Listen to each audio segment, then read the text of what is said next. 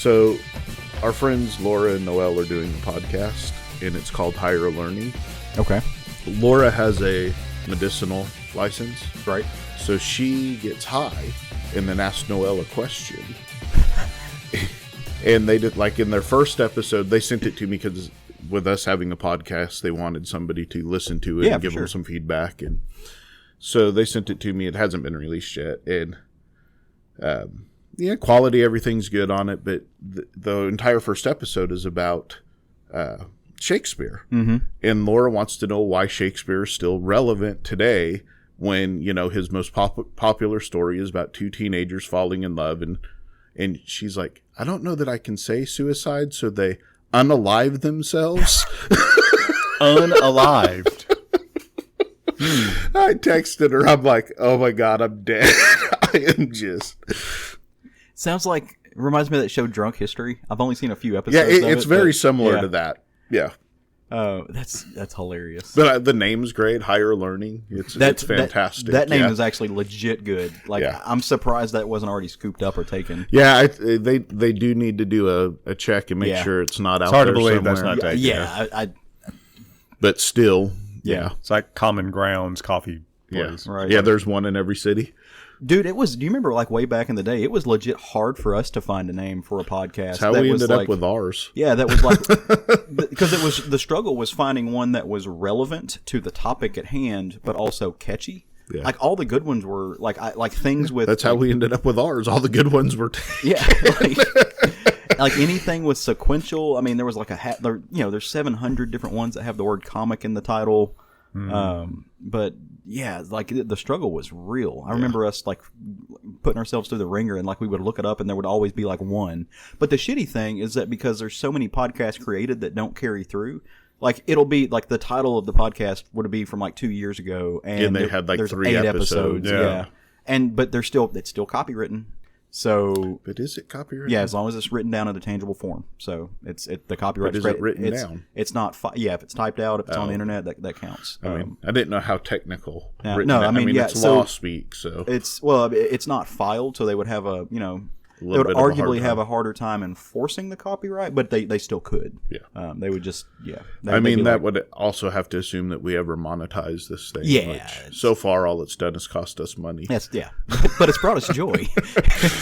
It does bring us joy. It's kind of like, Roger says similar things about me. All I've done is cost him money. But you bring him joy. Yeah, that's we're just going to keep riding this train as long as it lasts. Fair. Well, those good times. Hey, everybody. Welcome back to the Southern Fried Geekery podcast. As usual, I am Caleb Alexander McKenzie. Matt Trogdon. And I'm Craig Lance. And we should not go any further before recognizing that it is one Caleb Alexander McKenzie's birthday today. It is. Yeah, so happy birthday. What are you, 29? Shit, I wish. No, I don't. No, fuck being in my 20s again. Actually, that sounds terrible. No, I turned 34 in about an hour and a half. I think I was born at like 10:25. Wow, I have no idea what time it is. I just go by the day. That's close enough. My parents like wrote all that stuff down. Wow. Does it actually count like if you're in a different time zone? I don't think so. I'm not sure, actually. Like, okay, so let's say you're a lawyer. Let's say it's your 18th birthday. Right. But it isn't the time yet that you were born. Yeah. And you do like a crime. Does that count as you being 18? So first of all, if you think you're not going to be tried as an adult at 17, especially in the South.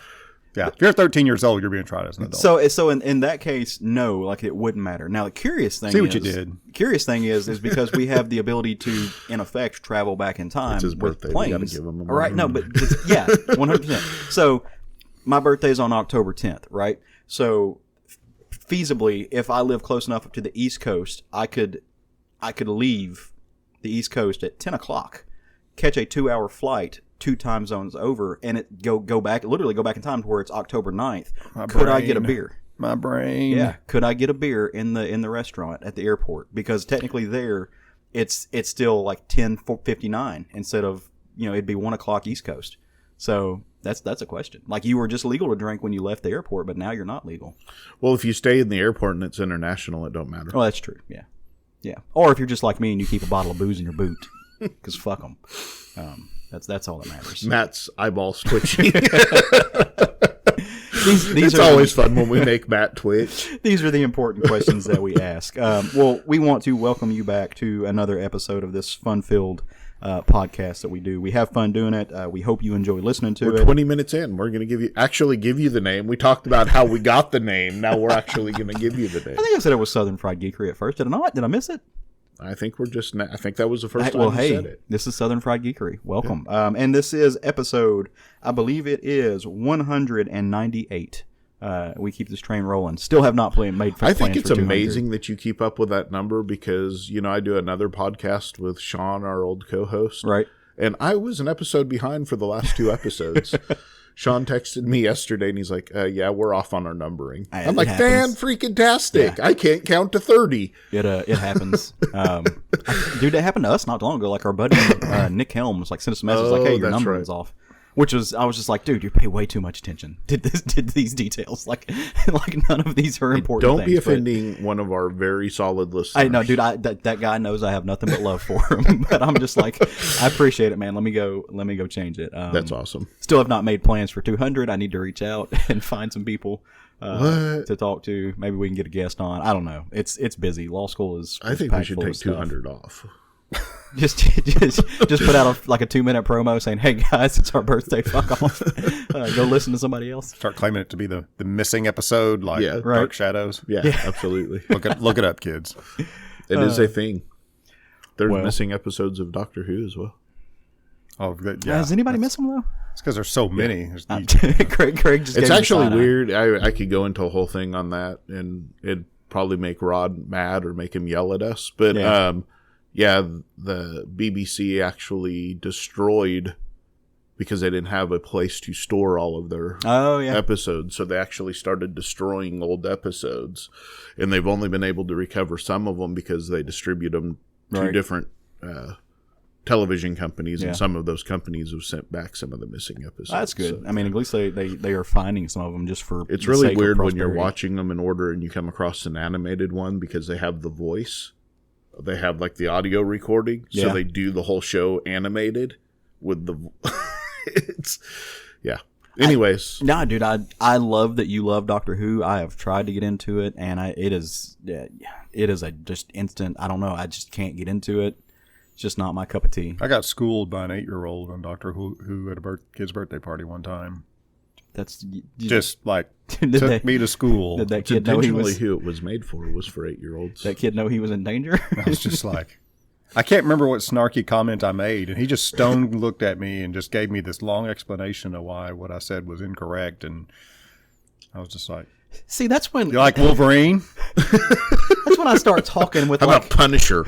Talking to this kid with my pinky out. Have you ever been headbutted in the nose by a grown man? Son, I wear pinky rings and have friends. Who the fuck do you think you're talking to? No, but fantastic. Yeah, we did not tell you this entire episode was going to be a derailment. We were never actually going to talk about comics. Hey, in this look, episode. these things happen. Matt loves the chaos episodes. But I mean, other than these I'll just throw my books away. We'll go on about our business. How was your week? How was everybody's weeks? It's I can't complain. It's been good. I think I said it a couple weeks ago. When you're busy, when you're self-employed, and you're busy, it's good, right? Because you have money, but you don't have time, right? So when you have time, you don't have money. It's one or the other. So right now it's busy, which doesn't mean I'm rich, but it does mean that I'm not broke right at the moment. So yeah, it's busy's good. Very good. But every now and then you need a break. Trust and believe. That is the lesson of adulthood. Yeah. How about you, Matt? How's your week going, brother? So it's been very hectic. Yeah. And I use the term hectic when I'm very busy but feel like I've accomplished very little. Yeah. No, yeah. Yeah. So I know them feels. Law school, this week was actually not bad. Like in the school and the work edge of things. The next couple of weeks are going to be rough, though. But I managed to. You took last Tuesday off, didn't you? I did take last Tuesday off. It was my anniversary. It was a couple of days after my anniversary. Yeah, we celebrated the anniversary. Took the day off of school. Luckily, one of my classes got canceled. The other class, instead of having a regular class, That we only had like a 15-minute conference scheduled for that class. So I really only missed one class, which I was kind of pissed about. Because, like, I never skipped school, and I was like, yeah, I'm being a rebel. And then they just took that away from me. They said, no, you're not. If you're in college, it's not really rebellious to skip a class. That's just, like, an understood thing that happens. Oh, dude. I don't know. Graduate school is a different beast. Yeah. And, like, I will say, like, I'm a little bit different than some of my classmates. Like, they will get all their allowances because you're allowed, like, 4 days per class. They'll get all of them knocked out. I'm terrified. I have this like psychological hang up that I just know the one day I skip class is going to be the day they talk about the thing that's going to be on the final, and I'm going to miss on the it. bar exam. Yeah, and so I try not to skip as much. I possible. never skipped classes in college ever. I mean, Pauly Shore, I skipped pretty much a whole semester. Pauly Shore is not somebody who I quote a whole lot, right? But he did. That's a big lie. He did say one thing funny one time. And that was that he spent $30,000, or his parents spent $30,000 a semester for him to go to college, and all he knew how to do at the end of it was make a quarter into a cup. That's the wisdom of Pauly Shore. I don't know, dude. I look at it a different way though too. Like I'm also paying for this, and so I feel like if I'm paying for something, I might as well be taking advantage of it, even if taking advantage of it means I'm like inconvenienced and annoyed and just stressed. So, like, I feel like I've lost money if I don't. Oh, you're better to never skip because it becomes you like skip. It's like that first tattoo. Breaking the world doesn't end because you did it. Yeah, and then you're like, okay, well, I need another day off, and the next thing you know, you've taken a semester off, and you still paid for it, and you got incomplete in all your classes. Yeah. It was. I think it's time to let our listeners know how to contact us in case they have any other questions about our schooling and our habits in doing so. Hey, they care about our personal lives. They care. I think they should shoot us a electric mail. You know where they can do that? They can do that at southernfriedgeekery@gmail.com. Got us back on track. And or everything. If they don't want to sign up for email, maybe they don't have one. Maybe that's not their bag. They can find us on our Facebook group. If you don't have an email in 2021, who the hell are you? Dude, anyways, keep going. We just had a U.S. senator tell somebody to fax him something on like in the middle of a giant thing because he doesn't have email. So it's a thing. Not joking. It's a fucking thing. All right. Well, there you go. That's how out of touch our people are. Anyway, you can also find us on our Facebook group. Go type in Southern Fried Geekery in the little search bar. We'll pop up. You can also check us out on Instagram and Twitters. We're at SFG Podcast on both of those. Now, for those of you who are uninitiated to the podcast, this is kind of a standard episode. We're gonna roll right into our regular format, which means we're gonna drop short stacks on you. Short stacks are that's a little like we pick 3 books, kind of like pancakes, a little short stack of comics. We don't go deep into them. We just let each other know what we're reading, whether we enjoyed them, whether we didn't, just a little taste. And then we're gonna get into a book that we all read this week, and then we're gonna talk about some more comics because comics. That's what we enjoy. That's why we're here, and we hope you do too. So sit back, relax, pour yourself a nice drinky poo. Maybe some coffee, something else, and enjoy the next little hour or so. Matt, why don't you kick us off, brother? Tell me about a short stack. Number 1 on my short stack is number 2, Red Sonja from Dynamite by Mirka Andolfo. The rest of the creative team on this is, let's see, so also writing this is Luca Pellegrino, illustrators Giuseppe Cafaro, colorist is, I'm going to say this pronounced Chiara De Francia. Sure. Probably didn't even get close. Sounds about right. Nailed it. Yeah, as does this creative team on Red Sonja. Yeah. So I recommend this one. This one's a lot of fun. Also, somewhat related, I read from Ablaze, number 1, The Sumerian, Beyond the Black River.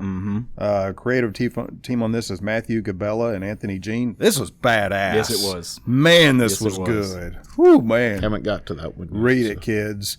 And number 3 on my short stack is number 5 in the series The Good Asian from Image Comics.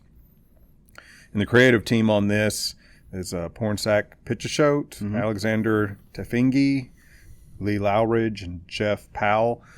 So this continues to just deliver a very, very good, traditional crime story. The reason I'm mentioning this one in particular is the back matter on this issue. If you're reading this, take time to read the back matter. Very interesting. And it's just one of those instances where there's like so many compelling real life stories out there that are, that are more compelling than fiction. So check out the back matter on that one. Was that the last one in the series, or is it still ongoing? Oh no, it's still ongoing. Okay. Yeah. So, From the Sandman universe, I read Lock and Key, Hell and Gone, which is a crossover event between the Lock and Key characters and the DC Sandman universe, obviously. This is issue number 2. It's Joe Hill, Gabriel Rodriguez, Jay Photos, which is a hell of a name for a colorist, and Sean Lee. So this book, I talked about the first issue, and Mary Locke is trying to get to hell to save her brother who's been imprisoned in hell. She makes a key from Key House. You know how they have these keys that open anything? Well, while she's in Dream, in the land of Dream, she finds a book that has the key to hell. Oh, shit. So she's able to duplicate it, which gives her the same powers as Lucifer in hell.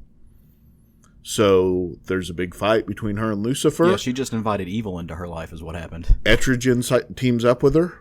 And let's just say Etrigan will be changed forever after this. Etrigan is in this series? Yeah. Huh. Yeah. Well, it's only 2 issues long, and he's only in this book, in this issue. But he is now a higher level demon at the end of this book. Okay. Yeah, that's a twist on it. I didn't see that coming. Yeah, neither did I. And when he showed up, I was like, it was literally one of those oh shit moments. Second I'm going to talk about here is Thor number 17. It's Donnie Cates, Michelle Bandini is guest artisting on this one. Matthew Wilson and Joe Sabino. I'm talking about this book mainly because it has Freya riding a giant-sized house cat. Which is fucking amazing, and she has now went from the goddess of fertility and marriage to god of the hunt. Emphasis on god and not goddess. But how badass is this page? It's a cat with machine guns on its shoulder. For that alone, it is worth reading. Fucking Donnie Cates, man. He is fucking insane. And then the last book I'm going to talk about is AWA, from AWA Upshot. It's issue number 1. The book is out. Literally, the name of the book is out, not that it's out on the wall. And it's not like out of the closet in that sense. It's out as in, I think, vampires revealing themselves or werewolves. Rob Williams, Will Conrad, and Marco Lesko. This book takes place in World War II Germany, and they're taking a bunch of POWs, the Germans being they, are taking a bunch of POWs to a prison camp on the top of a mountain. And when they get there, there's a bunch of bat signals, but instead of bats, there's crosses on them. So when they light up, it'll be crosses. And at the end, one of the prisoners is attacked by something. We don't really know what it is. Could be a werewolf, could be a vampire. Hard to say. Looks to be a vampire. Looks Nosferatu-ish. Yeah. So, compelling read. I love stuff that takes place in World War II. Yeah, I didn't pick this up. And I knew it was supposed to be a vampire book, but I didn't realize the setting was in World War II, and like that would have 100%. I need to pick that up. That would have compelled me to grab it. Well, and one of the main characters is a Native American codebreaker. Yeah, so that's pretty cool too. That's really cool. Yeah. The Windtalkers. Yeah, the Windtalkers were Vietnam, right, or were they World War II? War II, I think. Okay, World War II. Yeah. Yeah, no, I would have 1,000% grabbed that if I'd have known that. I love like, vampire stories are great, and I read a lot of them. When they're set in different eras, those are some of the best to me. Well, and one cool thing about this is because of the Windtalker, the codebreaker, he can speak German fluently. So the rest of the prison, and it's all Allied prisoners. It's not just American POWs, but it's all Allied prisoners. Right. They assume he's a traitor because he can speak German. Yeah. So he's got that going against him. I'm assuming he's a Navajo.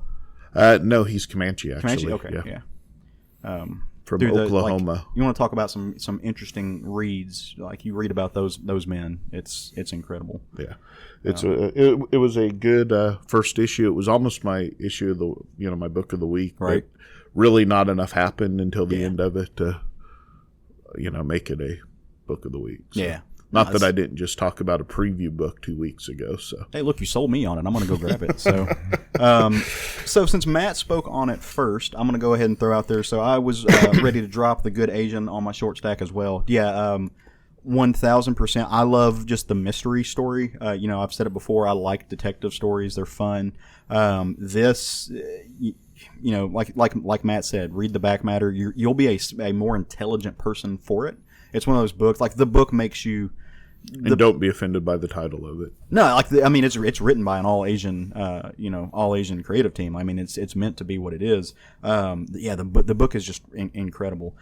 Second on my list, I'm gonna dip us down low for a second. Is the third issue? I think it's gonna be out of 4 of Scotty Young and Jorge Corona's "The Me You Love in the Dark" with John Francis Bellew on colors and Nate Picos on letters. I'm a huge Scotty fan. I love this creative team on Middle West. This book is kind of missing for me. It's supposed to be a quieter book. It's supposed to be a book that's more claustrophobic than anything, and it does that in part. But it's kind of spent the first 3 issues, and this is going to be 3 out of 4 issues, kind of just doing the same thing. Like it just feels like it's barely gained any traction. But at the last few pages of issue 3, it does pick up and starts going somewhere, and you see something happen. And I'm 3 issues in, so I'm gonna finish it. But this is not gonna go down as my favorite Scotty story, which is strange because I really thought it would be, considering the setting and the subject matter. Haunted house type of story. Like I said, isolationist type of starving artist story, and with a house that is speaking back to her. So I thought it was going to be some. I don't know if it's just expectations. I would think all artists want the house to speak back to them. I mean, it certainly helps prevent writer's block. Yeah, conceptually it's cool. I don't know. It's not moving along. I need it to usher it through. You know what it needs? It needs a giant house cat with machine guns. With Gatling guns hanging off the side of it with Freya. And then last but not least on my short stack is Adventure Man number 5 from the creative team of Matt Fraction, the Dodsons, the amazing couple that they are, with Clayton Cowles on the letters. We spoke about this a few times on the show about different things. Very kind of a meta type story. Kids, a mother and son tapping into a story, and then the story coming to fruition. Very pulp-esque, just ridiculous and fun. I can't get enough of Terry Dodson's art in this issue. Things kind of come to a head. It feels like it's a culmination of the series, and that we're going to get a wrap up in sections issue 6. But really great fight scenes, stunning art. The family, there's a really good coming together familial moment, and I appreciate that, because at the end of the day, that's what this book is about. And it's fun. Like I said, if nothing else for the art, you should grab this. It is stunning. Terry and Rachel Dodson are. She does the colors and he does the lines, or does she do the inks? Or? I think she does the inks. Okay. You don't have to look it up. I was just curious. I think I think it depends on what project they're working on too, because. So pencils and colors are Terry, and then inks by Rachel. Oh, okay. With, like I said, Clayton Cowles on the letters. But, I know she did some coloring on their... that seems like a fun way to do it, because you do the pencils, and then you come back and you do the colors, right. And somebody else is doing it. I think that'd be a fun way to do it as an artist. They're a great duo. There's some other image works that they've done in the past that that are incredible. The name's escaping me, but, it's called Red 1 or something like that. That was kind of a spy story. And I want to say she did the colors on that. It's incredible. They and Terry Dodson draws some just gorgeous women, just absolutely gorgeous women. So, but no, dude, good short stacks all around. Some really fun stuff. But you want to talk about a roundtable book? Yep. Yeah, let's do it. So let's move on. Let's onward and upward. Yeah, trying to push us through a little bit. No, I'm playing, dude. So not a new book, but a new start to a book. A new book. It's came out. It's never been heard of. Little known character, but it's a new creative team, and so we thought that it would be a good idea to jump on. Normally, when we do this section, it's a lot of number ones because that's the easiest spot to kind of start with something. But with this, the Amazing Spider-Man had been. Spider-Man is Craig's favorite character, but the series had been lacking a little bit. I know I jumped on it at first with this number one, with the first creative team that was working on it, and it just didn't work for me. So when we found out about this new creative team that we were all pretty much excited about, we wanted to really check out this first issue and see how it did. And so we decided to do Spider-Man number 75 as our roundtable. Always look. a good jumping on point. Issue number 75. Good 25 numbers, quarters if not. So this is actually the legacy. If you're counting legacy numbering, this is 876. And brand so new issue, brand new story. Yeah, just written by Zeb Wells, art by Patrick Gleason, colors by Marcio Menz, and Joe Caramangia does the letters. But there's backup stories in this too. So you've got people like Kelly Thompson, Cody Ziegler, Saladin Ahmed, and just a whole group of people working on some of these backup stories. So before we dive too much into it, what did you guys think about this? Like I said, Craig, I know you've probably got the most history with Spider-Man because it's your boy. How'd this treat you? Well, you said that, and it made me think, and I don't know that I can really say Spider-Man's my favorite anymore. Really? As much as I loved Spider-Man throughout my life, and give him credit for getting me into comic books, I haven't really enjoyed Spider-Man in quite some time. Right.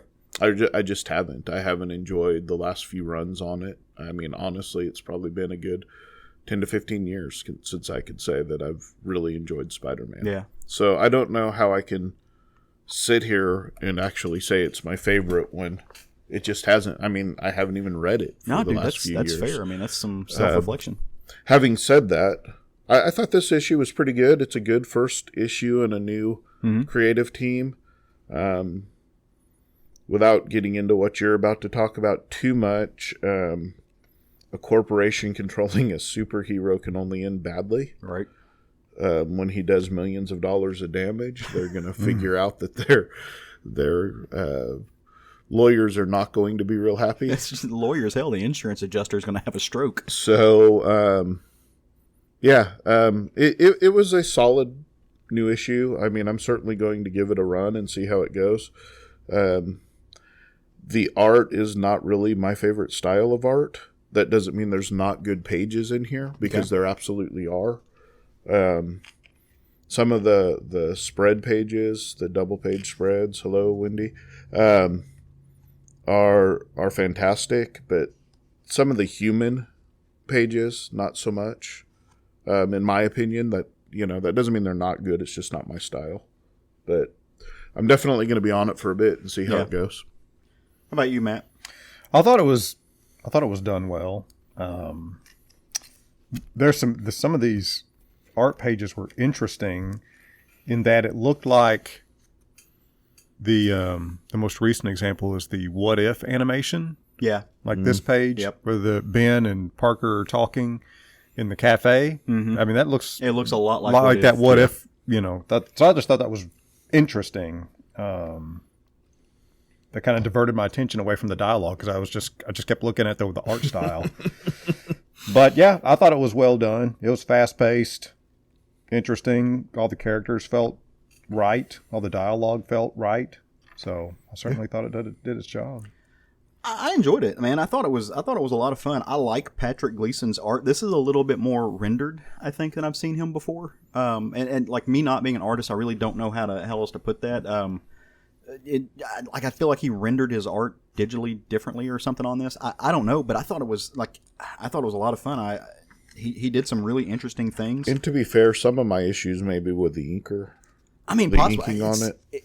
But when you're looking at it though, it all coalesces into one thing, right? Yeah. So it gives you the feeling that you feel. That's just kind of what it is.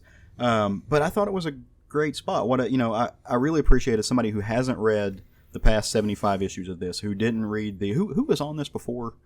Nick Spencer and the Invincible artist. Ryan Ottley hasn't been on it for a long time. He was on it for he wasn't. He started because at first it was coming out so regularly they were switching artists every other storyline.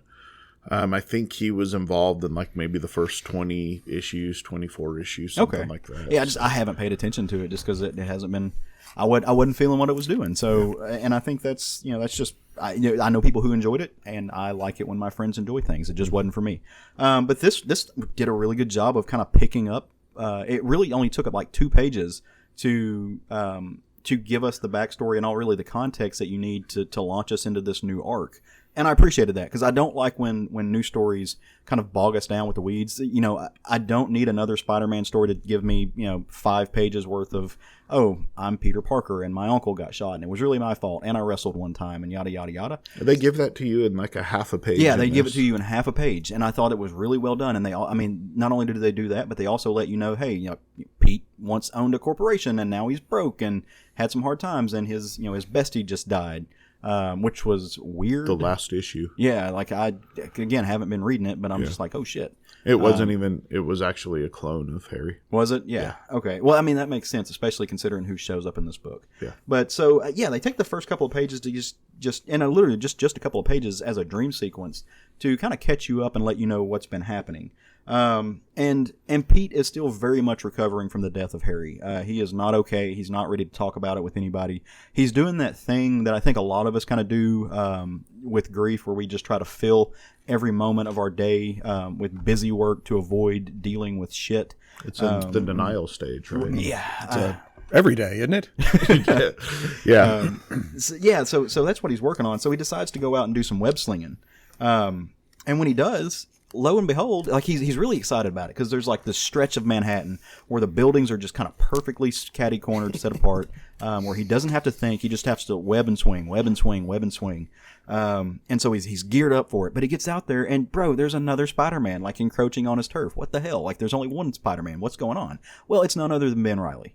Ben Reilly swings into the scene. He kind of knew Pete was going to be there and wanted to talk to him about what's going on. So, Craig, like you alluded earlier to, Ben has been hired by this corporation to be Spider-Man, because when Pete started or incorporated Parker Enterprises, or whatever it was called, Otto Octavius, being Otto Octavius, went behind Pete's back and he trademarked the Spider-Man name. Otto actually did all of it. He made the Parker Industries. He did all of it. And when Peter came back, he dissolved the entire company. Gotcha. Now, was this when Otto was in Pete's body? Yes. Okay, yeah. Yeah, he did it as Peter Parker and created all of it. That was so much better than it deserved to be. Yeah. I've got to go back and read it. It is so much better than it deserved to be. I was angry at the time when I was reading it, but I can't argue that it's not a good story, because it is a good story. I was angry. I mean, did you stub your toe before you sat down to read it or something? One of my favorite superheroes was being controlled by a villain. I was angry, which is what I was supposed to feel. Yeah, that's... but you can't deny that it's a fantastic story. Well, and that's one of those tropes that I automatically dislike, the brain switch type thing. I just huge eye roll. Freaky Friday. But it was so well done, it's undeniable. I have to give and what was good about it is it wasn't that Peter was in Doc Ock's body. Mm-hmm. He was just dead. He was a ghost, a memory in in his own brain that Doc Ock was controlling. And there was the symbiote Spider-Man that Peter David was writing. That was good. I think Peter David was writing the best Spider-Man stuff on the shelf. Yeah, I'm so shocked that Peter David was going to say a good book. That's Peter David. No, hey, Peter David's written. Peter David has written some stuff that was just par, but I don't think I've ever read anything by Peter David that was like subpar. Yeah. Like that dude is just a quality writer. Yeah. One of my favorite. I can't imagine where this is going to go wrong, because that corporation is actually partially Roxxon. Yeah, well, it's like split off of Roxxon, from what I understood from this. Well, so I think it. So if you're reading Champions, Roxxon had some shit happen. Did they finally get? Well, Public Image went south, and so when Darius Agger was revealed as a Minotaur. So there was that. Like the Champions were fighting. So what they try to do is they try to like rebrand and sharpen up their image. So they cut a lot of stuff. Well, apparently this company has gone behind the scenes and like gobbled up all of those assets and stuff that can't be a Roxxon. Good thing. Yeah, and so but one of the things they did, getting back to the story, was that they bought the IP. They bought Spider-Man. Well, they bought Parker Industries, and during that, Spider-Man had been copyrighted as a Parker Industries property. And so now this other company owns it, and they were going to move forward with it it doesn't matter. They own it. They can Which do what they was want. legit smart because they were building stuff for Spider-Man, Yeah. so they may as well make money back from I mean, Spider-Man. that's- It made sense, but it was genius. But now it's Evil put genius. Peter in a bad spot. Look, corporations don't have a soul. At the end of the day, corporations don't have a soul or a conscience. They're meant to make money. That's it. For Which good is or why bad. Doc Ock was perfect. And so they went to Ben Reilly and said, "Hey man, like, look, we're doing this. You can either get on or get left behind." And Ben's like, "Look, I need something to do. Y'all have money. I want money. I'll jump in and do this." Because like he tells Pete, like they were going to do this anyway. So it was either like a let it be somebody else or it can be me. And you know me, you trust me. I'm not really here to ask your advice. I'm not. There's no question at all. I'm just letting you know as a courtesy that this is going to be happening. And this is just another thing piling on Pete, right? Like he's lost his best friend. Him and MJ seem to be having some problems. Not really problems, but based off of losing his best friend, he's not opening up. He's kind of walled off. So there's just some stuff going on there. Like my man is having a bad week, and just the hits keep coming. They just keep piling on and beating him down. But what happens with Spider-Man? Like I said, he's trying to fill his day with everything that he can, and so he's keeping an eye on the news. And there is an explosion at at one of the main buildings in you can figure out which one. I don't want to spoil it for you. At one of the main buildings in New York, and it's the fucking UFOs. And they are just up to some nastiness. Now, longtime Hulk fans, you know who these folks are. They're bad. They are often underutilized. I thought it was really cool to see them brought up in like Immortal Hulk when they were in there, and then to see one of the UFOs used in Maestro, the way that she was used, was just really cool. So when they're used correctly, they can be just insanely formidable foes. But they're trashing the place. They're doing bad guy stuff, and they roll up about the same time. Like Pete gets there to do Spider-Man-y stuff and save the day, but Ben Reilly's already there now. And here's the thing. With the backing that Ben Reilly has, he's got the tech, and he's got the highest tech equipment, the best suits. All of his suits have like radiation blockers and what have you, things that Pete could really use, because Pete comes in and just stuff is heavy on his mind.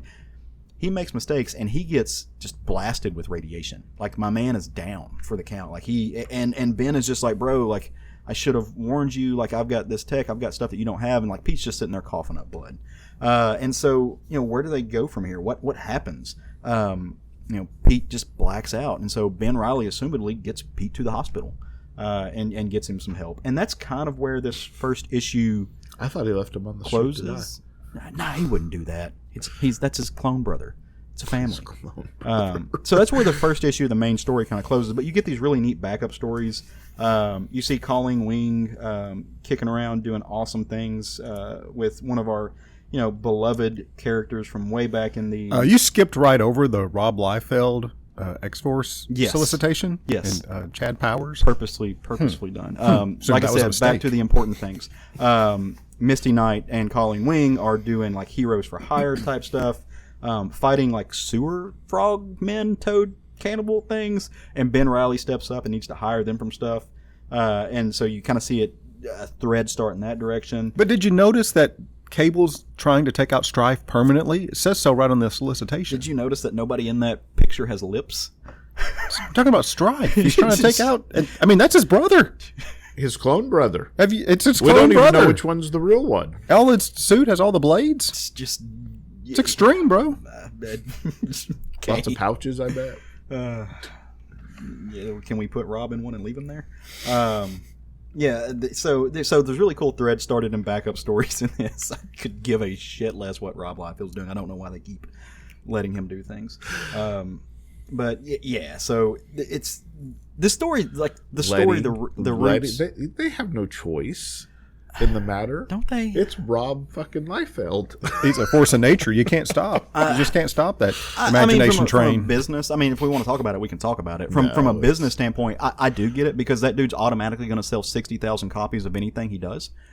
just because people will buy it because they're Rob Liefeld stands. They don't care about quality. They don't care about story. They worship the ground Rob Liefeld. Yeah, for some reason I can't figure it out because it's not good.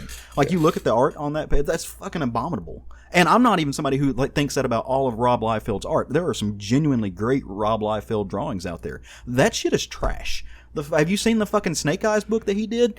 I wouldn't wipe my ass with that shit. It's terrible. But the dude knows that he's going to sell 60,000 copies of anything that he starts. You poked the bear. You woke him up. This is the type of passion that Rob Liefeld creates in the market.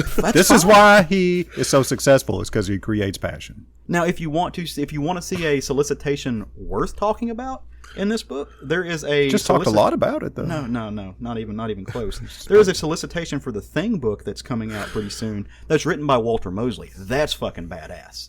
I bet he's going to fight the Hulk because it happens in everything. But I don't care who he fights. It's written by Walter Mosley.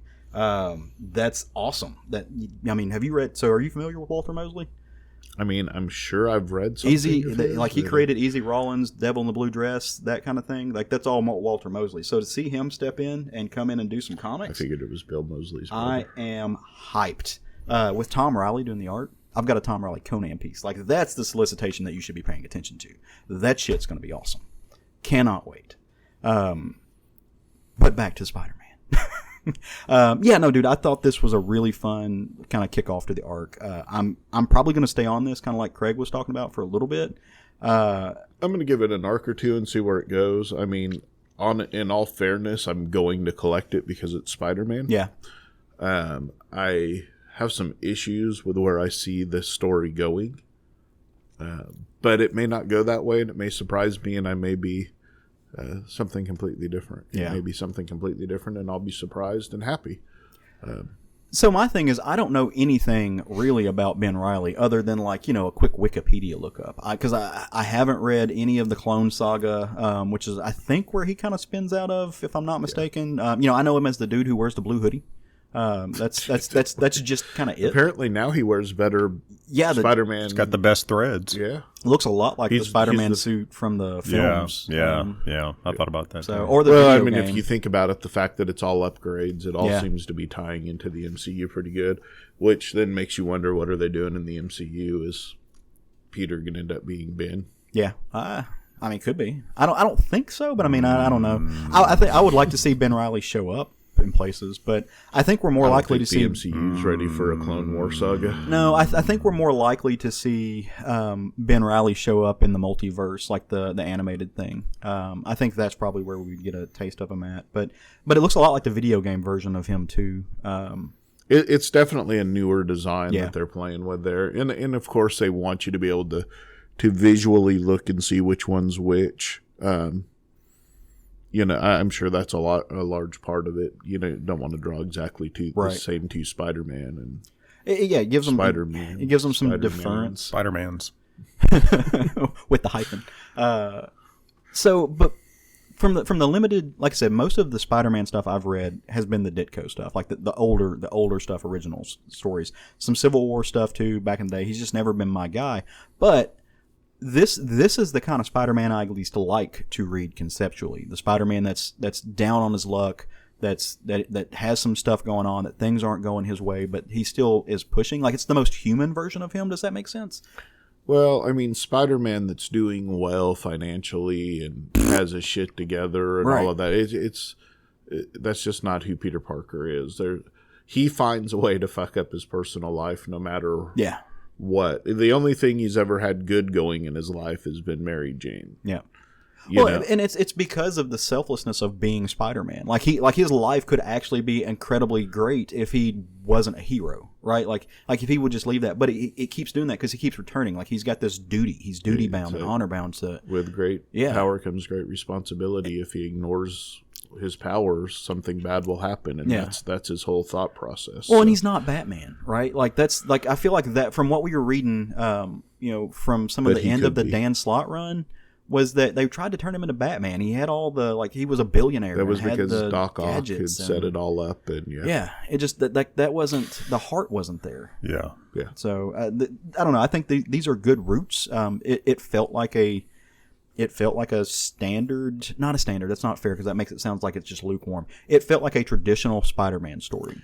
Yeah, I mean, I'm cool with Ben Reilly being there. I don't want this to become a Ben Reilly book. Yeah.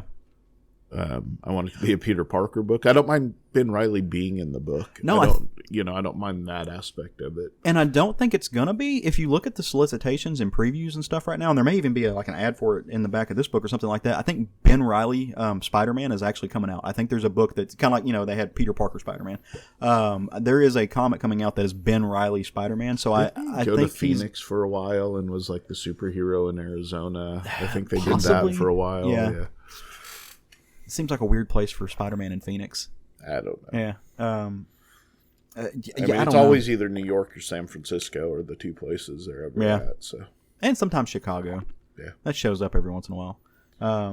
But no, dude, I'm on board. I think mean, it's like fun. I said, I'm definitely going to give it a shot. I feel that that's my obligation as a Spider-Man fan to give every new Spider-Man team a shot and see how it goes.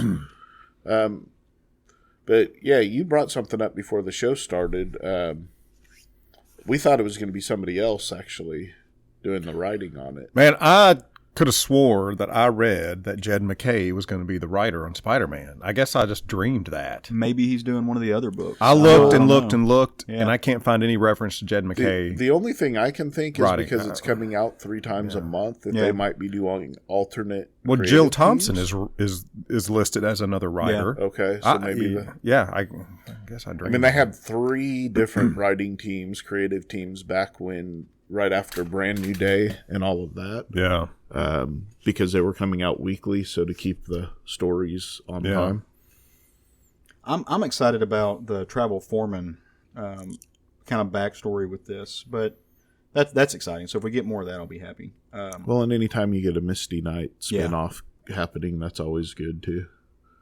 I mean, we haven't had a good Heroes for Hire book in a while that I remember.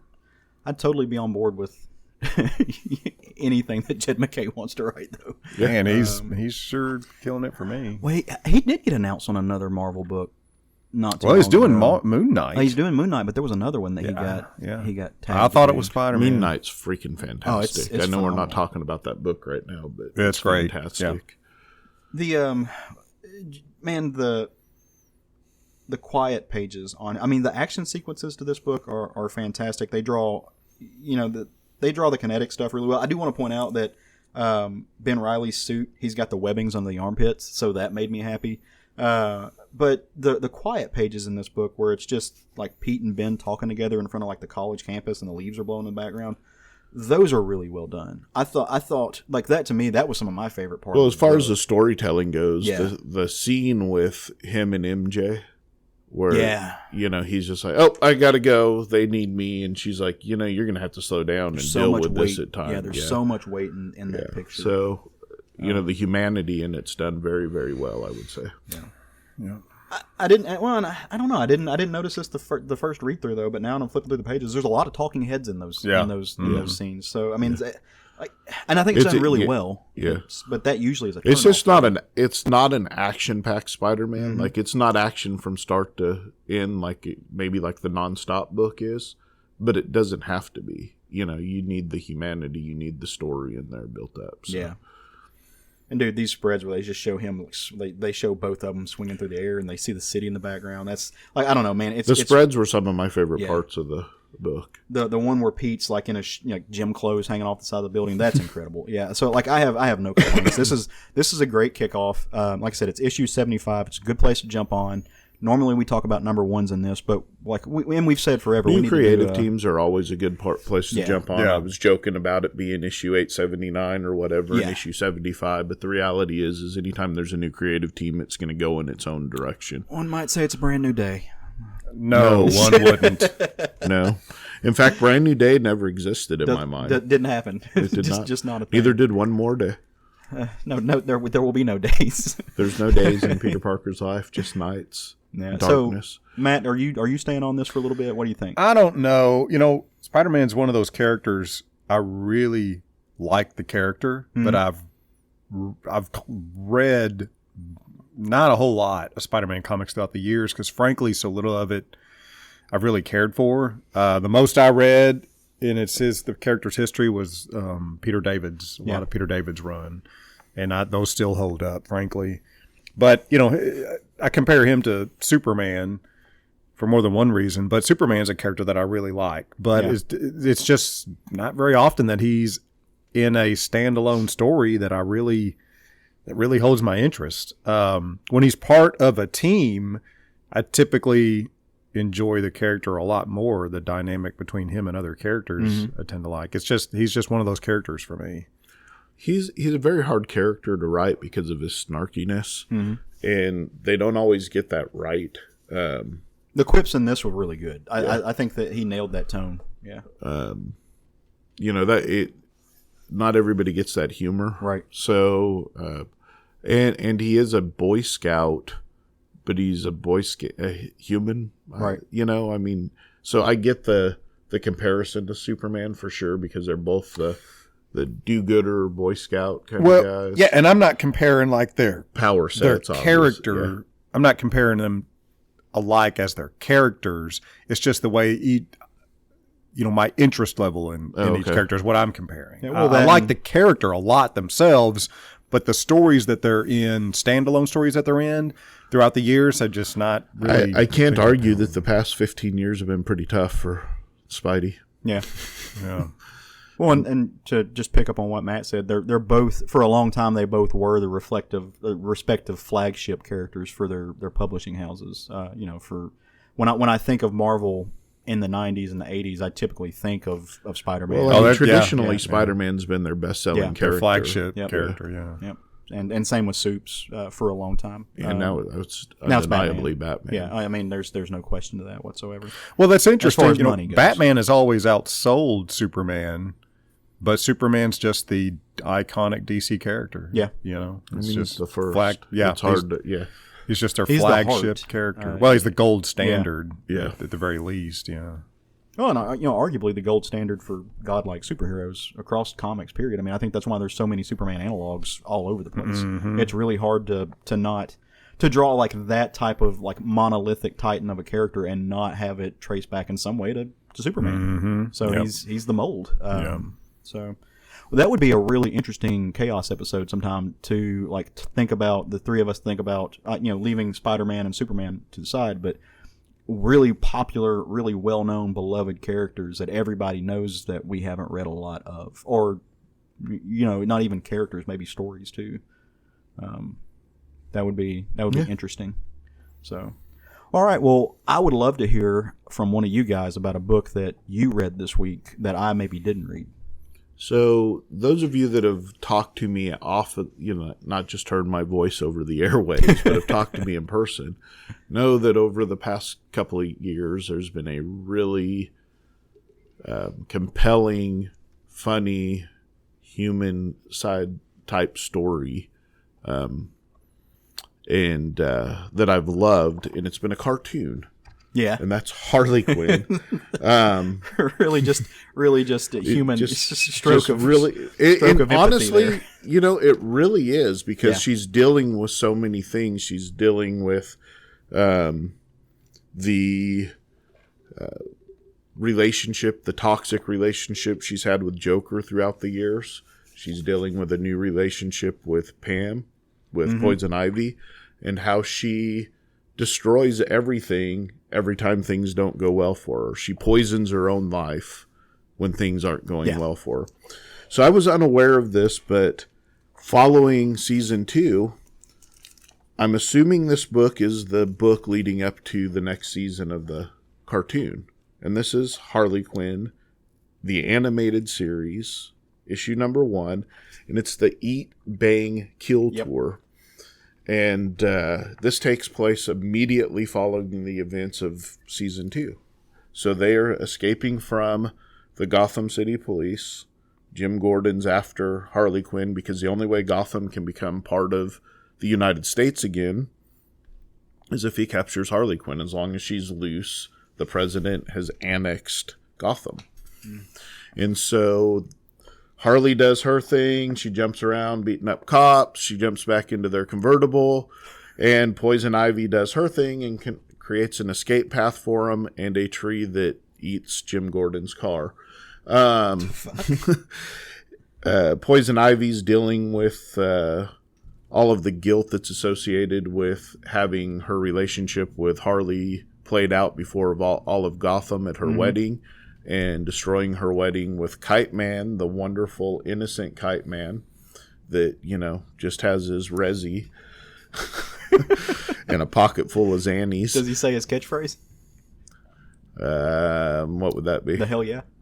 Oh, he says all kinds of... If you haven't seen this series, it is incumbent upon everybody that's a DC fan at all to watch this series. It is hilarious. It's this now, the animation or the cartooning in this book. First of all, let me give the creative team. It's T. Franklin, Max Sarin, Marisa Louise, and Taylor Esposito. Max Sarin's art doesn't quite line up with what's in the series. It's a little off. Not to say it's bad. You certainly know who's who, but it's not. It doesn't quite line up. But it's the book is written very well. It's drawn well. It's funny. It captures the same feelings and emotions and laughter that you get from the television show. Editor's notes in it usually say something like, "Go watch the series." Nice. Why haven't you seen the series yet? That sort of thing.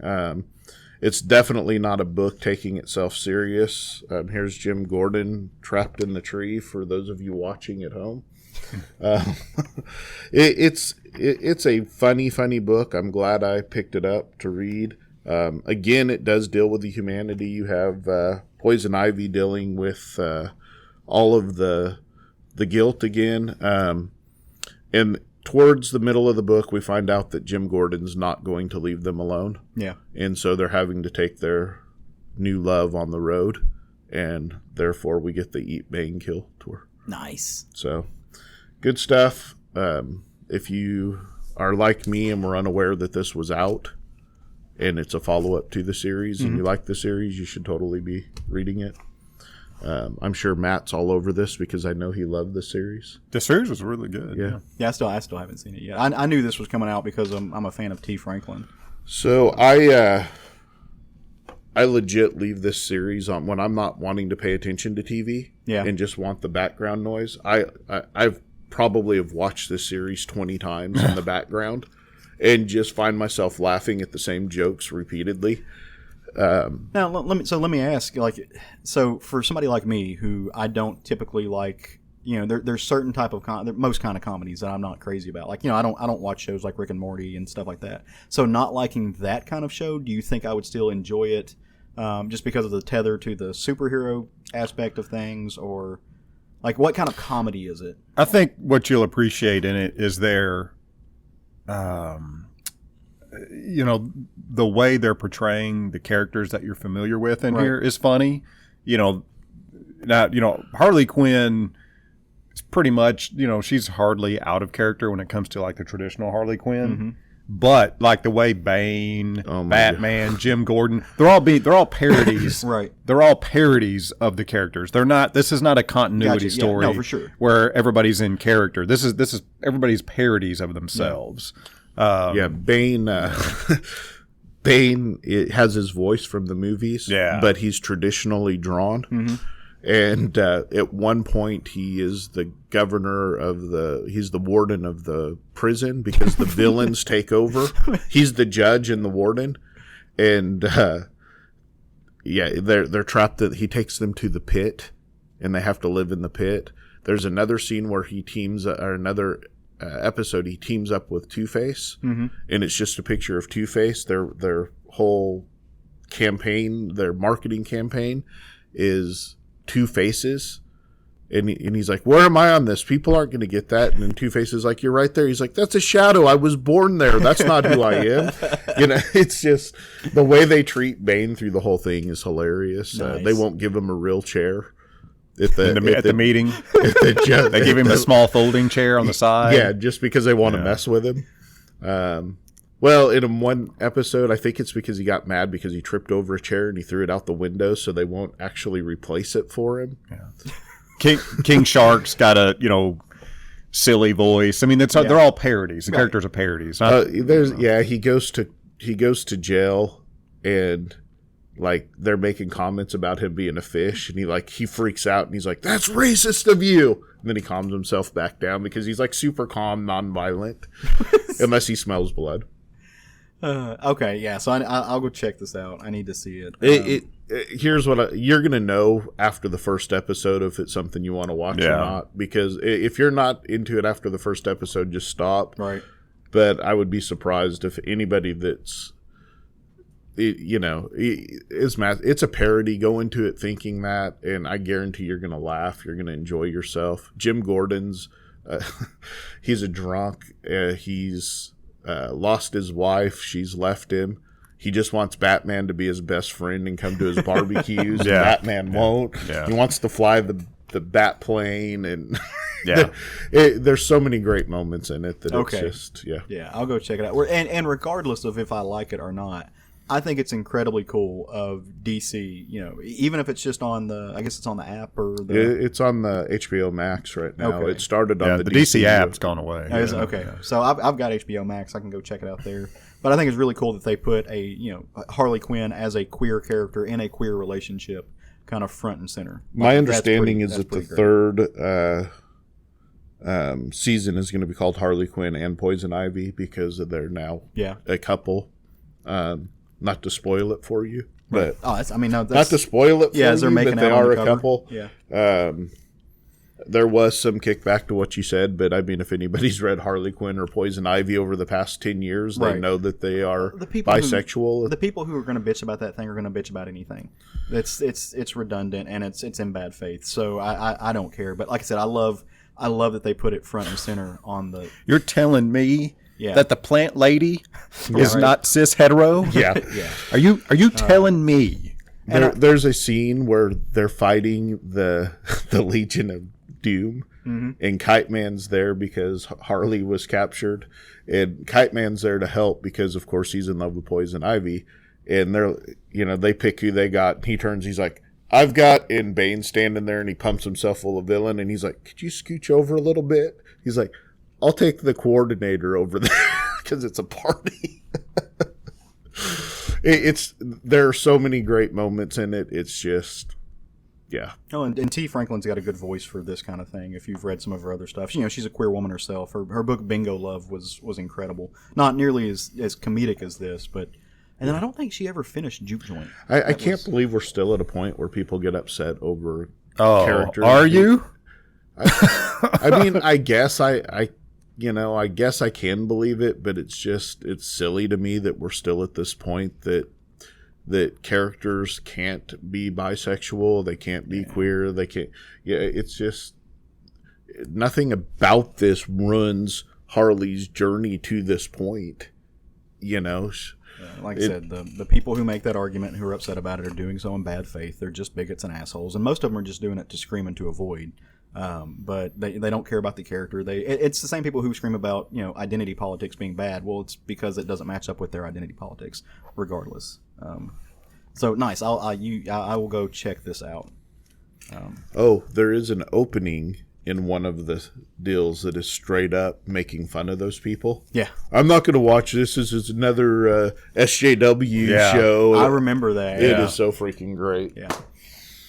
Well, what you got, Matt? Tell me about it. So what I've got, the book I'm going to talk about is from Dynamite. This is number one. Definitely not Harley Quinn and Poison Jennifer Ivy. Blood. Oh, shit. All right. Yeah. Are y'all familiar with the character Jennifer Blood? I am not. Minutely. I'm not even remotely. of information.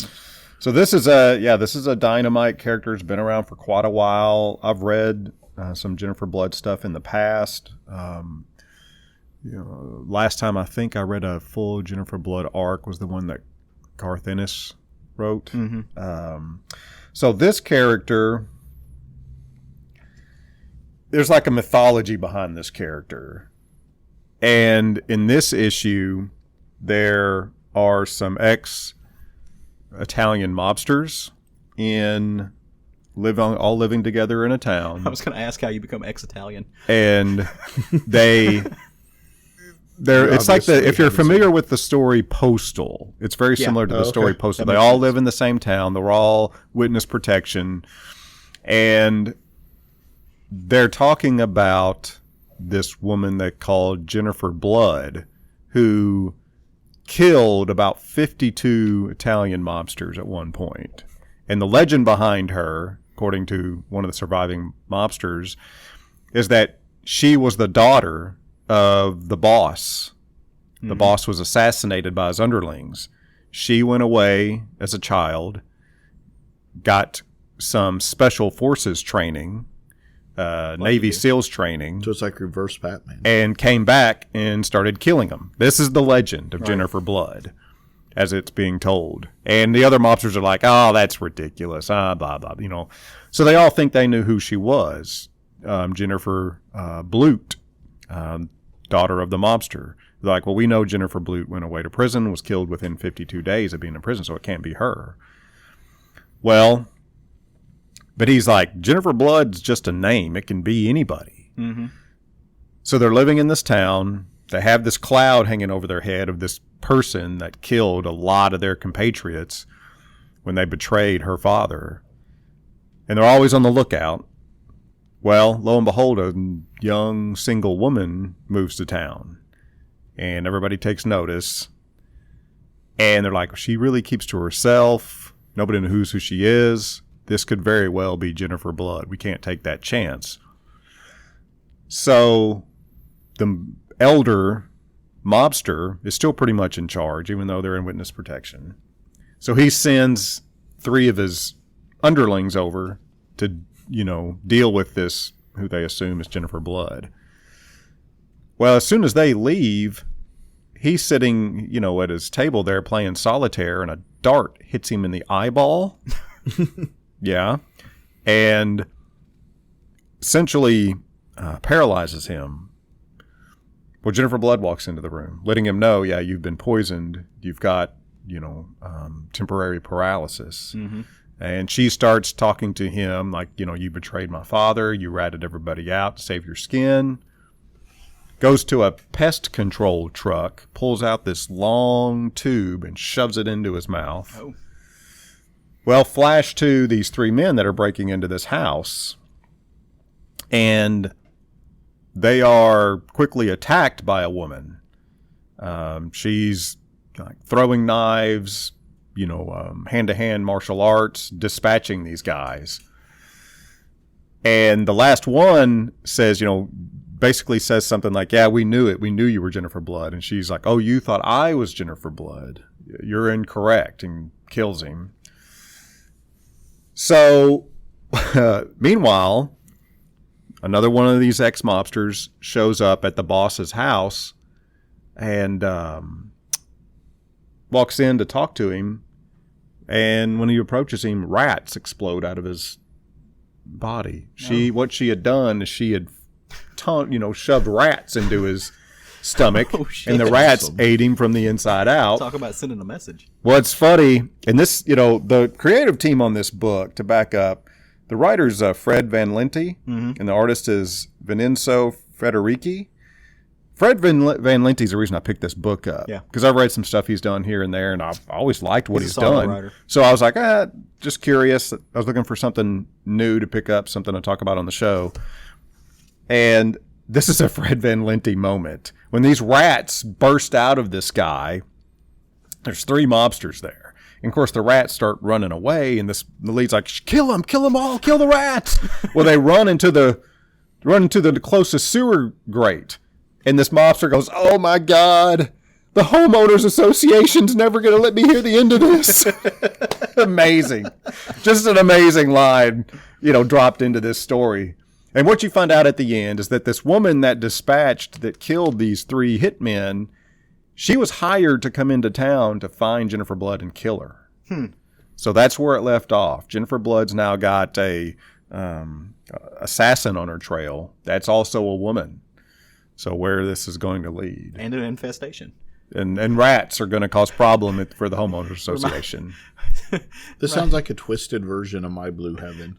I was just picturing the scene from My Cousin Vinny. And he's like, I got a homeowners association. I got an infestation problem. I got an assassin. I got mobsters. I got the jacket, which I know you hate. Yeah.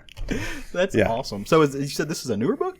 This just came out. I didn't realize they were bringing Jennifer Blood back. That's awesome. Yeah, I mean, every once in a while, a new Jennifer Blood, miniseries will land. And I always, when they do, I always pay attention to the creative team. Yeah. And I consider picking it up if I'm familiar with the creative team. And I haven't read a Fred Van Lente story in quite a while. The last thing I read of him was probably that $6 Million Man series that he wrote. That was a lot better than it deserved to be. I feel like the last Van Lente story I read was at the Big Two, but I don't remember what it was. And it's been a while. It's been a long time because I don't think he's done anything with them in a minute. But yeah, no, and I know I have one or two of the Garth Ennis Jennifer Blood issues. I've never read that series in its entirety. So I mean, it's Ennis, so yeah, that kind of goes without saying. It's as far as what you should expect. So yeah, but, yeah, I need to check this out. Dynamite is strong in the female protagonist department. Between Red, got Sonja, a lot of them. Yeah, between Red Sonja, Vampirella, Jennifer Blood. There's a handful of other ones. They tend to do really well with these characters. Sheena, Jungle Prince, Jungle fan, yeah. Sheena of the Jungle, yeah. Jungle Fantasy, not Jungle Fantasy. I don't think it's Jungle Fantasy. It's that's a different that's a different publisher. But they've got a strong little section of the Dynamite publisher that's just dedicated to these strong female protagonists. That well, I mean, for a while, Gail Simone had went there to kind of rejuvenate all of these female protagonists and be in charge of all of that, but I don't know whatever. No, I mean, there was a lot of good books that came out during that time, but I don't know her why. Red Sonja run is iconic. Oh, it's great. It's almost the gold standard if you're not Roy Thomas. So I love it. So I think it's also interesting that we are all picking books that are featuring strong female leads this week. That's really cool. So I want to tell you about a story that I actually read the first couple issues in floppy form a while back, but I decided to let them build up. And I also wanted to pick the trade up because of how good it was, and I think it reads better in trade form. And I wanted to kind of wait for a more seasonal time because it's a horror story. So I was like, let me wait till October, spooky month of the year, to read some of these horror stories. And that is the Autumnal. This is published by Vault Comics. It's part of the Nightfall line. Last year the plot was done by them, kind of the same thing. I want to say that was kind of their flagship kickoff to the Nightfall line. From Vault Comics, and I just fell in love with the horror stories that they're telling. This is written by Daniel Kraus, Chris Sheehan is the artist, Jason Wordie is the colorist, with Jim Campbell on the letters. And so, like I said, the book is called The Autumnal because it really focuses on the season, and not as in everything's creepy, but it involves the leaves changing and autumn as a changing point. For this town, you've got this character, this woman named Kat Somerville. She's she grew up in this small town. Mom sent her off because she wasn't working out. When she was a kid, she sent her off to the city to do her own thing. Kind of kicked her out, so she moved to New York and was, homeless and unsheltered, playing in bands, kind of living a rough life. She hated her mother, and now Kat is an adult, and with a daughter of her own. And her daughter's got some behavioral issues, getting in trouble at school and everything. She gets a phone call one day, and she thinks it's a telemarketer trying to reach somebody else because they're asking about this woman that she hasn't thought of in years. Well, it turns out it's her mom. She didn't even know her mom's full first name. That's how estranged she was from her biological mother. And the phone call is letting her know, hey, your mom just kicked it. She's dead. And her house, everything else. You didn't have a will, it goes to you as the next of kin. So she's like, oh, shit, okay, well, I'm tired of being broke. Maybe this is a good chance to go deal with family business. I can sell the house, make some money, provide a better life for me and my kid, get us out of the place that we need to go to. But she has nothing but bad memories associated with this, right? She has nothing but she hates the small town. She loves the city life. She doesn't want her daughter to know how, to know anything about that life. And she doesn't want to be the type of mom that her mom was to her. So she kind of hesitates for a little bit, but what else she got going on? She doesn't have a great job. She's, living out of a car. So they catch a bus and they go to this town. And they get to the town, and first it's very much that closed off kind of rural thing where everybody looks at you as a stranger. Like everybody knows everybody and they don't know you. So all of a sudden you stand out. But things just kind of they keep noticing the weird things. Like the leaves are falling, but every time a leaf falls, like the people in the town are real quick to rake it up. They get everything, like everything is just manicured, almost to perfection. And to a point that it's bothersome. Well, they get there late. They can't get a key to the house, to Mom's house.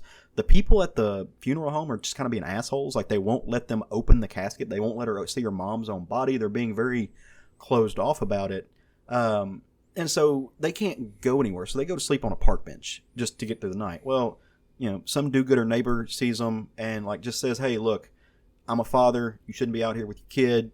Here I've got like vehicles. One of them needs some work, but it runs. Just take it, get it fixed up, get out of town." Almost like one of those beneficial things, like you just did a good deed with the caveat of you need to leave kind of situation, which again just is layer upon layer of some weirdness that's going on here. But she's hard-headed. She's stubborn, right? So she's not going to be ran out of town. She doesn't like the way that she was treated by the funeral home. She goes back into the funeral home the next day. She opens it up against the funeral home's rules or whatever, and she finds her mother's decayed, decrepit body, and it's covered in vines. And the casket is full of like these leaves, these red leaves that have fallen off the tree. Which, by the way, the trees play a big part in the story because there's some like majestic, rare wood that gets sold for however much money, and of course, all the town, because they live there and they own property there, they benefit of this when they let the loggers come in. So they kind of protect these trees. And so there's just she can't put her finger on it, but it's just unsettling. The neighbors start to get ruder the longer she sticks around. And she starts noticing the town's kids. As they're playing, they sing this song, like we would sing Ring Around the Rosie or something like that. And of course, in a horror story, in the way it's already set up, creepy kids are going to be creepy kids. Like there's something there. But as they're singing the song, it's actually it's a folk tale. It's a lore about this town, about this woman back in the 1800s who got pregnant and by the mayor's son and was supposed to get rid of the child. The mayor's son. I mean, just that bastard. And so she or the preacher's son. It's always one of the two. I can't hate on preacher's kids because I am one. But I was probably I wasn't that much of a bastard. But no, so in the 1800s, she gets in some trouble, right? She's gonna have problems, but the kid rejects her, and the family, like, they send her out. They tell her she has to get rid of it. They don't have time for this. It's bad. But she runs away to the woods and lives in the woods. She becomes feral for a while, and she has this baby, and comes back, and she's like, "Look, I had our kid. We can get married now. We'll keep it hidden. We'll just do whatever." And in the song, like literally as part of this child's song, the dad like takes the kid and tosses it into a hog pen. Part of the song, as these kids are singing and playing on the playground, talking about this pig eating this child in front of her mom. And then the woman goes off and becomes a witch, like she's broken, right? So this leads her to come and just wreak vengeance. And this folktale plays into the history of the town.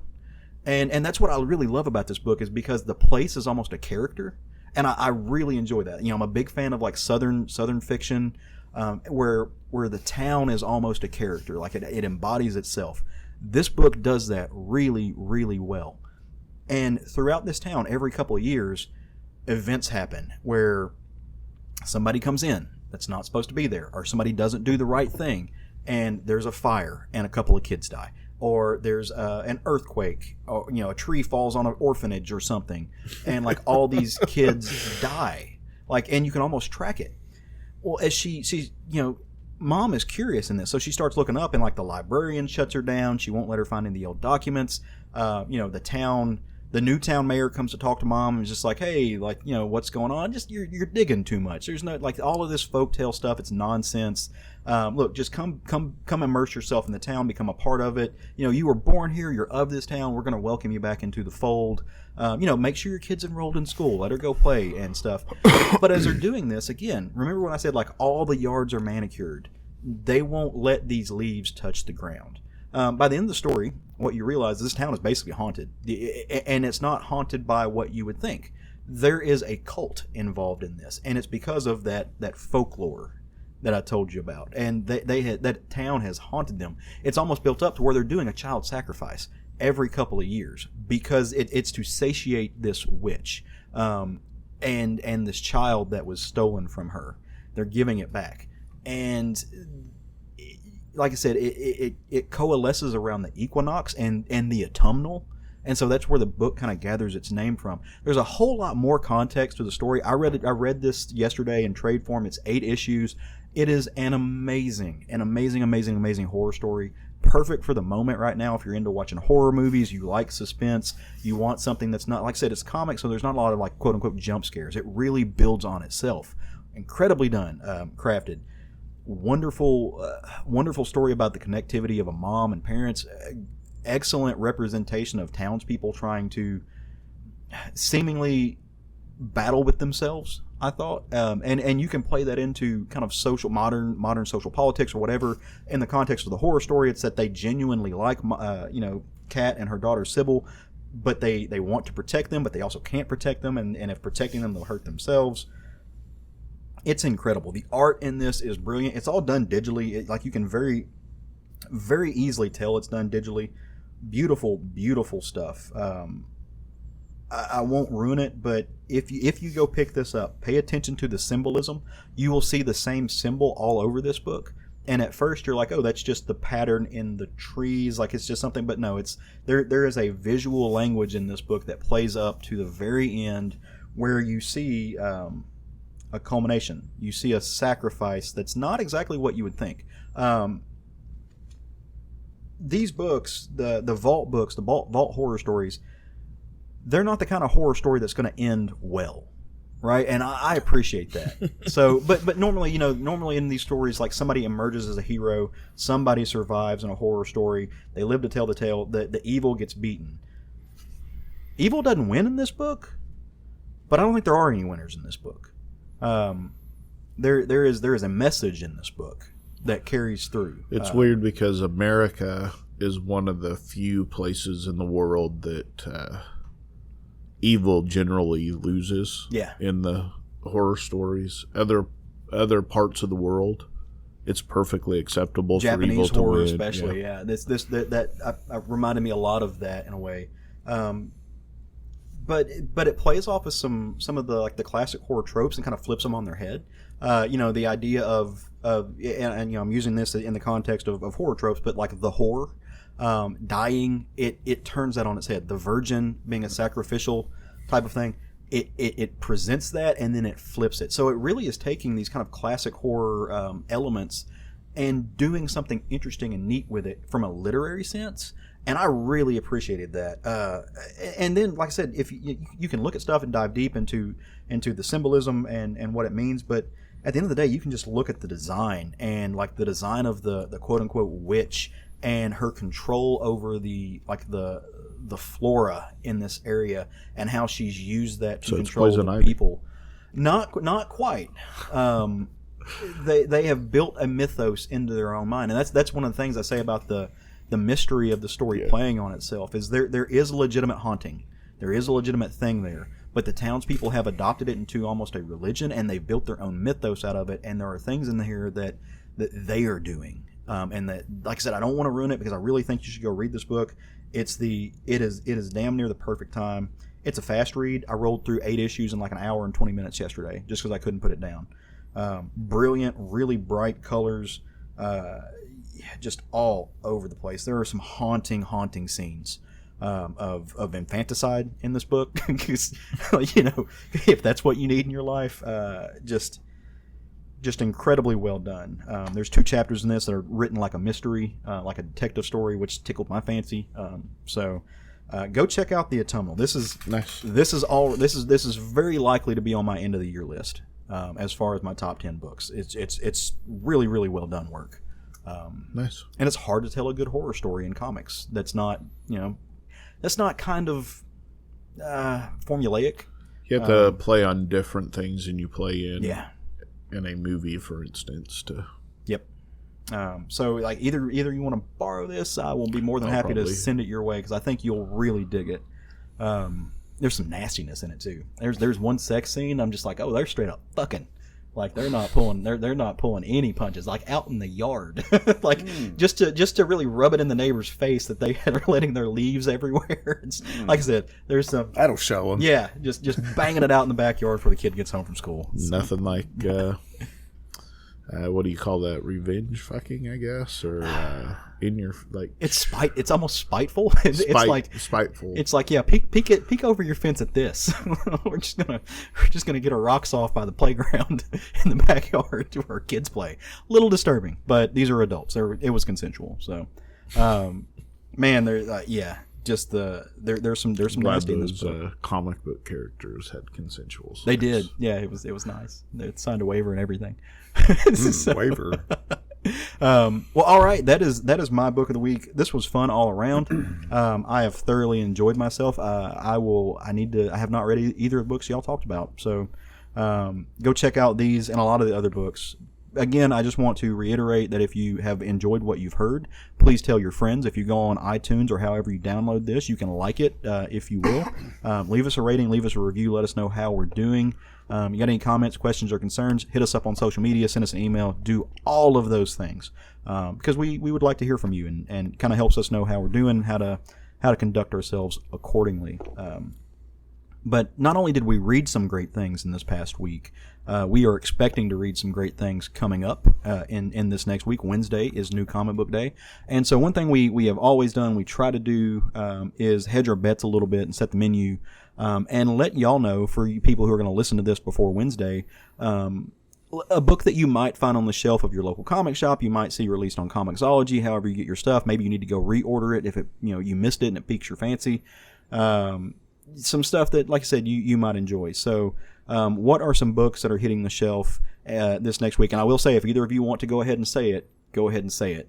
Because there is one book coming out this next week that I think we're all going to be excited about. It's obviously Harley Quinn, the animated series #2. I'm staying right on point. I'm going to recommend that you go pick up that book, watch the series, and read the one I talked about, and read this one. Nice. See the creative team that I already spoke of.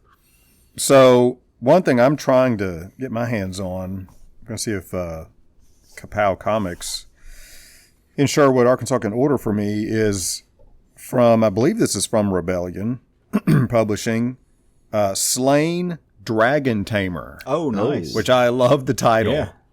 I love that title. This is written by the great Pat Mills. And the art on this one is, excuse me, let's say Leonardo Manco. Nice. Is the art on this one. So I'm trying to get my hands on this. This is the last Slain story that Pat is going to write. Okay. I took a peek of the art, and it looks crazy good. So I'm looking forward to get my hands on this. In a similar vein to the Slain story that you spoke about, I think it was like last year before last. I know there was a Slain trade paperback you spoke about. Is it kind of like the art connected to it in some way? No, way different.